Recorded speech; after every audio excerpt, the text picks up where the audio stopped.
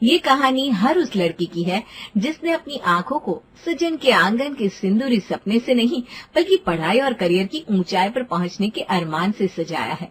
लेकिन क्या आगे बढ़ती अपने पैरों पर खड़ी एक औरत इस समाज के मापदंडों पर खरी उतर पाएगी? ये जानने के लिए आपको कहानी अंत तक देखनी होगी। अगर युवा होते चंचल मन को थाम कर किसी लड़की को आपने दिन और रात पढ़ाई में झोंकते देखा है तो शायद आप इस कहानी से जुड़ाव जरूर महसूस करेंगे। शालिनी बेटा, ये क्या है? तो अभी तक तैयार नहीं हुई? बुआ जी की यहाँ शादी में जाना है ना? माँ, मैंने कहा था ना मैं घर पर ही रुक रही हूँ, आप लोग जाइए। ये क्या बात होती है बेटा? क्या जवाब दूंगी तेरी बुआ को? 2 दिन की बात है। पता नहीं कैसी लड़की है ये। तेरी उम्र की लड़कियां शादी ब्याह में जाने के लिए हफ्तों पहले से तैयारी में लग जाती है। कपड़े, जूते, गहने, मेहंदी, पार्लर, क्या कुछ तैयार नहीं करती वो। और एक तू है, आंखों पर चश्मा चढ़ाए किताब में घुसी बैठी है। बेटा, शादियां रोज रोज थोड़ी ना होती है। माँ, मैं जानती हूँ शादियां रोज रोज नहीं होती और ये भी जानती हूँ मेरी उम्र की लड़कियों को सजने संवरने का शौक होता है। मैंने कब कहा मुझे सजने का शौक नहीं है? बस अपने इस शौक को थाम रखा है मैंने। मैं नहीं चाहती शादी में सजने संवरने के लिए मैं अपने 15 दिन खराब करूं, क्योंकि बीता हुआ समय कभी लौट कर नहीं आता और ये समय मेरे लिए बहुत कीमती है। बस एक बार नौकरी लग जाए माँ, उसके बाद खूब घूमूंगी और सारे शौक पूरे करूंगी। लेकिन अभी नहीं, अभी तो सिर्फ पढ़ाई पढ़ाई पढ़ाई। शालिनी की गंभीर बातों के आगे अब रूपा के पास कोई जवाब नहीं था। मम्मी, क्या हुआ? आप उदास क्यों हो गई? आपको सच में लग रहा है कि हमारे जाने के बाद ये पढ़ाई करेगी? अरे मम्मी, इसे पढ़ाई कुछ नहीं करनी। बस 2 दिन अकेले हमारे बेड पर फैलकर सोना है। मेरी सारी अच्छी अच्छी ड्रेसेस पहनने और फुल वॉल्यूम पर अपने वो रोतड़े गाने सुनने हैं, क्योंकि मेरे होते हुए वो ये सब नहीं कर पाती ना। हाँ दादी अम्मा, तू ही तो एनाकोंडा है इस घर में, जिससे मुझे सबसे ज्यादा डर लगता है कि कोई तो मुझे खा ना जाए। मम्मी, देख रही हो आप, ये मोटी मुझे एनाकोंडा कह रही है। देखना, जिस दिन इसकी शादी होगी ना, मैं लड्डू बंटवा दूंगी पूरे मोहल्ले में। अरे चल चल, फैशन की दुकान। तेरे लक्षण देखकर लग रहा है कि मुझसे पहला तेरा नंबर आएगा शादी का, और लड्डू भी मैं ही बंटवाऊंगी। अरे बस भी करो तुम दोनों, हद होती है। जवान लड़कियां ऐसे कुत्ते बिल्ली की तरह लड़ती अच्छी लगती है क्या? और शिखा बेटा, शालिनी तुझसे बड़ी है, 1-2 साल में शादी हो जाएगी तो ससुराल चली जाएगी। फिर चाहे जितना रो लोगी तब भी बहन वापस नहीं मिलने वाली तुझे। तो थोड़ा प्यार से रह लिया करो। अरे मैं तो इसकी शादी में पहले ही कार्ड पर छपवाने वाली हूँ, नो एक्सचेंज नो रिटर्न। वापस चाहिए किसको ये लड़ाकू। ये थी शिखा और शालिनी, रिश्ते में सगी बहनें लेकिन स्वभाव ऐसा जैसे जानी दुश्मन। लेकिन ये कोई अनोखी बात तो है नहीं, शायद दुनिया की 80% बहनें ऐसी ही होती हैं। अपनी किताबों के साथ शालिनी घर पर ही रह गई थी और बाकी लोग बुआ जी के यहाँ शादी के लिए निकल गए थे। शालिनी ने पूरी जान लगाकर मेहनत की थी। उसकी मेहनत का ही परिणाम था कि उसने डिग्री अच्छे नंबरों से पास कर ली थी। धीरे धीरे समय बीता और कल तक कॉलेज में पढ़ने वाली शालिनी अभी MBA करने के बाद एक MNC में नौकरी करने लगी थी। शालिनी बेटा, मैंने एक रिश्ता देखा है। लड़की का नाम क्षितिज है, अच्छा परिवार है। मुझे लगता है यहाँ बात आगे बढ़ाने लायक है। अरे लेकिन वो कहाँ अभी शादी करने को तैयार है। कहती है अभी अपने काम पर फोकस करेगी। अच्छे रिश्ते कहाँ रोज रोज मिलते हैं। शालिनी की पढ़ाई पूरी हो गई है, नौकरी भी करने लगी है, अब इंतजार किस बात का? मम्मी, आप पापा को समझाओ ना, मुझे भी शादी नहीं करनी। मुझे अभी अपने करियर पर फोकस करना है। बेटा, पापा ठीक कह रहे हैं। करियर तो तू शादी के बाद भी बना सकती है, लेकिन अच्छे रिश्ते बार बार नहीं मिलते। फिर तेरे बाद शिखा को भी देखना है। माँ पापा की बातों के आगे शालिनी की एक ना चली और उसने बुझे मन से शादी के लिए हाँ कह दिया।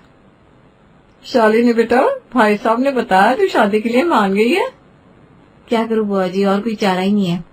वैसे मैं चाहती थी अभी 3-4 साल अपने करियर पर फोकस करूँ, अच्छी पोजीशन पर पहुंच जाऊँ, फिर शादी के बारे में सोचूं। लेकिन अब सोच रही हूँ शादी के बाद ये सब सोचूंगी। आपको पता है ना यहाँ तक पहुँचने के लिए कितनी मेहनत की है मैंने। बेटा, शादी की बात करियर नौकरी पर ध्यान लगाना बड़ी कठिन बात है। मेरी बात का गलत मतलब मत निकालना, लेकिन बहुत कम ऐसा होता है कि ससुराल वाले बहू की पढ़ाई नौकरी के लिए समय दे पाए। बस एक बात का ख्याल रखना, कभी भी बड़ी नौकरी पाने के लिए अपनी छोटी नौकरी को छोड़ना मत। कहीं ऐसा ना हो ज्यादा पाने के लिए थोड़े से भी हाथ धोना पड़ जाए। बुआ की गहरी बातों का अर्थ अभी शालिनी को समझ में नहीं आया था। और वैसे भी कहते हैं ना, जब तक खुद पर नहीं बीती दर्द का अंदाजा नहीं लग पाता। उस रोज शिखा जब कॉलेज से घर आई, घर का हुलिया कुछ बदला सा नजर आ रहा था। चौखट पर नए पर्दे लटके नजर आ रहे थे, टेबल पर नया कवर बिछा था, सोफे भी रंगीन कवर के साथ झूम रहे थे और रसोई से आती भीनी भीनी महक पूरे घर को सुगंधित कर रही थी। मम्मी यार, ये किसी और के घर में तो नहीं आ गई ना? चक्कर क्या है? पापा की सैलरी बढ़ गई क्या, जो इतना खर्चा एक दिन में कर दिया आपने? इधर आ, चाय छान ले, पकौड़े भी बन रहे, चाय से खा लेना, लेकिन पहले जाकर कपड़े बदल ले, वो लोग आते ही होंगे। कौन लोग? अरे तेरे पापा ने क्षितिज के परिवार को घर पर बुलाया है, तू भी फ्रेश हो जाए, सही मिलेगी क्या उनसे? माँ की बात सुनकर एक पल के लिए बर्फ सी हो गई थी शिखा। क्या वाकई शालिनी के लिए कोई लड़का आ रहा है आज? जिस शालिनी का नाम आज तक शिखा के साथ लिया जाता था, क्या वाकई वो अब किसी और से जुड़ जाएगी? शिखा के मन में हलचल सी होने लगी, पेट में अजीब ऐंठन सी महसूस होने लगी। शिखा सब रसोई में खड़ा नहीं हुआ जा रहा था। वो कपड़े बदलने का बहाना करके कमरे में पहुंच गई। तू बिना बिना बात घबरा रही है, कोई पसंद नहीं करने वाला उस चश्मिश को, आते ही रिजेक्ट कर देगा। और वैसे भी पसंद कर भी लेगा तो क्या बुरा है, मेरे लिए तो अच्छा ही है ना बलाटली। कुछ देर में क्षितिज के घर वाले बैठक में पहुंच गए थे। शालिनी नजरें नीची किए आसमानी सूट में क्षितिज के ठीक सामने बैठी हुई थी। बड़े लोग आपस में बातें कर रहे थे और क्षितिज के परिवार के साथ आई औरतों के हाव भाव देखकर लगता था शालिनी उन्हें खास पसंद आ गई है। अचानक माँ रसोई में आई और दबी आवाज में कहने लगी, सुन, वो लोग पूरी तैयारी से आए हैं, कह रहे हैं आज ही रोका करके जाएंगे, मुझे तो कुछ समझ में नहीं आ रहा। ऐसे कैसे? शालिनी की भी तो कोई चॉइस हो सकती है ना, आप इतनी जल्दबाजी मत करो। उसकी चेहरे की खुशी देखकर मैं बता सकती हूँ लड़का उसे पसंद है, माँ हूँ उसकी। लेकिन तू चिंता मत कर, शालिनी से पूछे बिना ये रिश्ता नहीं होगा। सब कुछ इतना आनंद फानंद में हुआ था कि किसी को ज्यादा सोचने समझने का मौका ही नहीं मिला था। शालिनी के हाँ कहते ही माँ ने जल्दी में सब इंतजाम किया और शाम तक लड़के वाले सगाई करके अपने घर लौट गए। एक पल में सब बदल गया था। शालिनी अब क्षितिज की हो गई थी। 1 महीने बाद की शादी का मुहूर्त तय हो गया था। शालिनी को अब किसी से मोह न था, न शिखा के आधे बिस्तर से, न उसकी अलमारी से, न अलमारी में रखे मेकअप से। वो तो अब क्षितिज के घर जाने की तैयारी में खो गई थी। लेकिन इन तैयारियों के बीच जिसका दिल बार बार धक से रह जाता था वो थी शिखा। वो रोज बहन की शादी में लड्डू बांटने की धमकी देती थी। आज रह रहकर उसकी आंखें भीग रही थी और वो लड्डू आज मानो फीके हो गए थे उसके लिए। ये बड़ी बहनें कहाँ समझती है कि अपना कमरा, अपना बिस्तर, अपनी साजो सजावट का सामान और वो महंगी पसंदीदा ड्रेस जिनके लिए न जाने कितनी बार छोटी बहनों से लड़ाइयां हुई, सब छोड़कर जब ये बड़ी बहनें हमेशा के लिए चली जाती है ना, तो ये छोटी बहनें कैसे उनके बिना एक एक पल उस कमरे में बिताती है। कमरे का सन्नाटा हर पल याद दिलाता है कि उनकी बरसों की नोक-झोंक, खाली पड़ा बिस्तर बताता है कि जिसके साथ बचपन और जवानी बिताई, आज वो पराया करके दूसरे घर चली गई। जब होने वाले पति के गले में जयमाला डालकर दुल्हन मुस्कुराती है, अक्सर उनकी छोटी बहनें किसी कोने में खड़ी आंसू पोंछ रही होती है। वो हाथ जिसे थामकर वो जवानी तक आए, वो आज किसी और की अमानत हो गए। ये स्वीकार करना सहज नहीं होता। शिखा पिछले 20-21 बरस की यादों को अपनी मुट्ठी में कैद कर लेना चाहती थी और यही सब सोचते कब उसके गाल आंसुओं से भीगने लगे उसे एहसास भी नहीं हुआ। देख शिखा, कैसे ये कंगन? शालिनी ने ससुराल से आए सोने के कंगन को प्यार से निहारते हुए पूछा। अच्छे है दीदी, आप पर सूट कर रहे हैं। दीदी आज सूरज कहाँ से निकला है भाई? और ये तेरे चेहरे को क्या हुआ, इतना उतरा हुआ क्या है? कुछ नहीं, बस ऐसे ही, मैं आती हूँ। शिखा कमरे में जाकर एक बार फिर फूट फूट कर रोने लगी। ये लड़ाइयाँ करने वाली बहनें वास्तव में सबसे ज्यादा प्यार किया करती है और उन्हें ये बात पता तब चलती है जब साथ छूटने का समय आता है।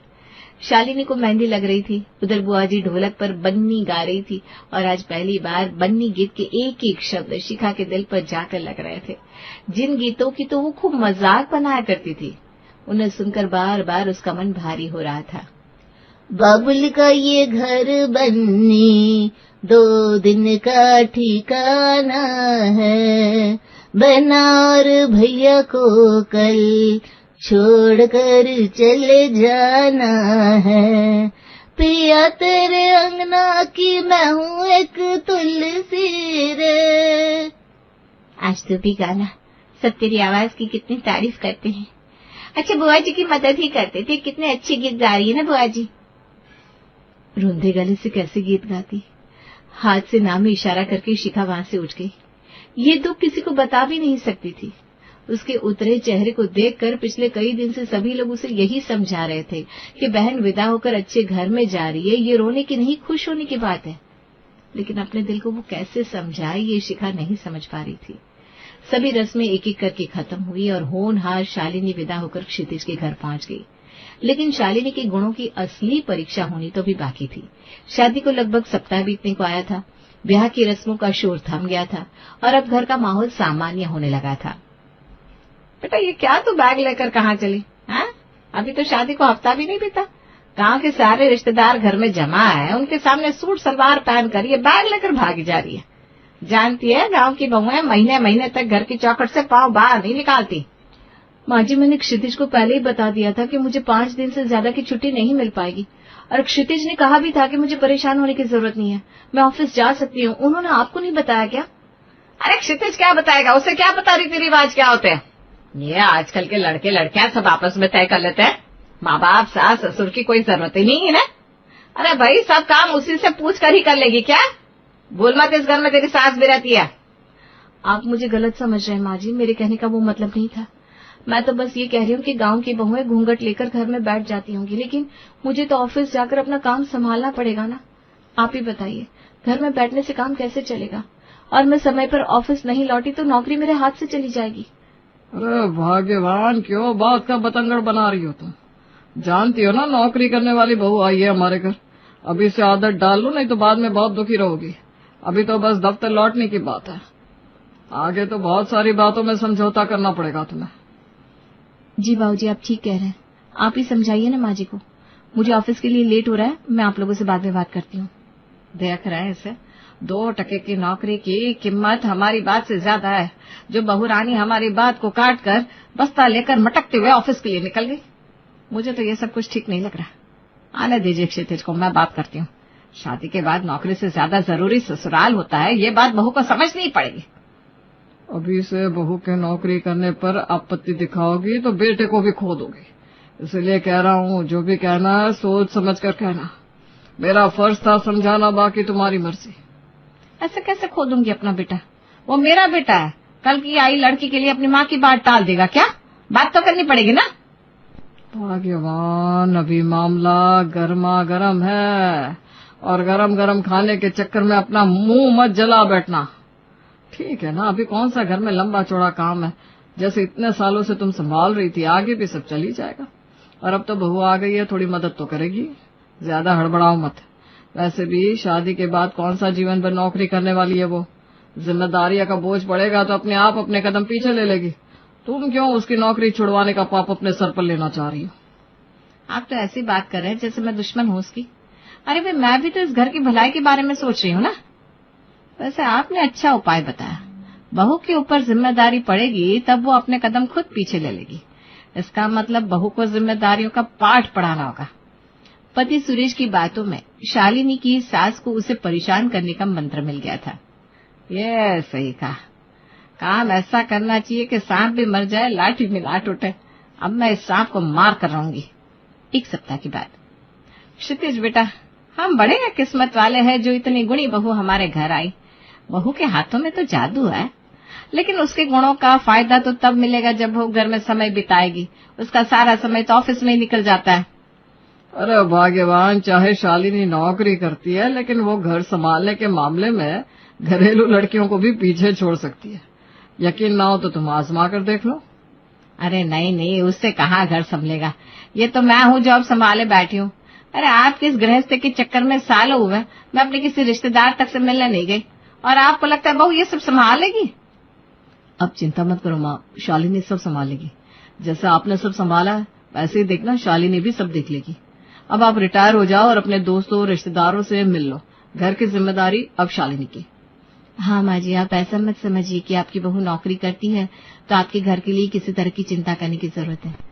बाहर के साथ साथ मैं घर की जिम्मेदारियां भी निभाने की पूरी कोशिश करूंगी अगले दिन से। बेटा, हमारे खानदान का रिवाज है, सवेरे उठकर ठाकुर जी की सेवा की जाती है। बरसों पहले मेरी सास ने ये सेवा मुझे सौंप दी थी। अब तू आ गई है तो ये तेरी जिम्मेदारी है। ठीक है माँ जी, मैं कर लूंगी, आप चिंता मत करिए। मुझे तो लगा था सुबह 4 बजे उठकर ठाकुर जी की सेवा की बात सुनकर ये पहले ही दिन पीछे हट जाएगी, लेकिन ये तो बड़ी आसानी से सब करने के लिए तैयार हो गई। कोई बात नहीं, देखते हो आखिर कितना दिन टिक पाती है। शालिनी सुबह 4 बजे उठकर पहले ठाकुर जी की पूजा करके प्रेम से उन्हें भोग लगाती है। उसके बाद तैयार होकर ऑफिस के लिए निकलती है। शालिनी को लग रहा था शायद उसकी सास उसके नौकरी पेशा होने के कारण उसकी परेशानी समझकर उसकी मदद करेगी, लेकिन यहाँ तो उल्टा वो एक एक करके घर की सारी जिम्मेदारियां उस पर छोड़ती जा रही थी। धीरे धीरे समय बीत रहा था। शालिनी की सास मैथिली घर की सारी जिम्मेदारियां एक एक करके बहू शालिनी के ऊपर लादती जा रही थी। ठाकुर जी की पूजा करनी हो या घर में सबके लिए नाश्ता बनाना या बाजार से राशन लाना हो, सभी काम एक एक करके शालिनी की जिम्मेदारी बन गए थे। उसकी सास मैथिली की लाख कोशिश करने के बाद भी वो पूरी मेहनत और लगन से अपनी सारी जिम्मेदारी निभा रही थी, क्योंकि अपने पैरों पर खड़े होने के सपनों को वो यूं मिटते हुए नहीं देख सकती थी। इसके लिए चाहे उसे एक चलता फिरता रोबोट ही क्यों न बन जाना पड़ा हो। ये कहानी कोई अकेले शालिनी की तो है नहीं। हमारे देश में औरतों को बाहर काम करने के लिए तो भेजने लगे हैं, लेकिन घर के कामों की जिम्मेदारी में हाथ बटाना चाहिए, ये बदलाव आने में अभी एक लंबा वक्त लगने वाला है। ये मर्दों के साथ कंधे मिलाकर चलने की सोच ने औरतों को चलती फिरती काम करने की मशीन बनाकर छोड़ दिया है। घर के काम तो उनकी जिम्मेदारी थे ही, और अपने सपनों का पीछा करने की दौड़ में घर से बाहर की जिम्मेदारी, जिसके कारण 10 में से 8 नौकरी करने वाली औरतें भारी तनाव के बीच अपनी जिंदगी बिता रही हैं। इस देश की बाकी औरतों की तरह शालिनी भी पूरी कोशिश कर रही थी कि वो घर और बाहर के बीच तालमेल बिठा सके, और इसी जद्दोजहद में शादी के कई साल बीत गए थे। क्या शालिनी की सास अपने मंसूबों में सफल हो जाएगी, या फिर तमाम परेशानियों को किनारे करते हुए शालिनी अपने वर्किंग वुमन होने के सपने को बचाए रखेगी? कहानी में अभी कई दिलचस्प मोड़ आने बाकी है, इसलिए बने रहिए कहानी के अगले भाग में।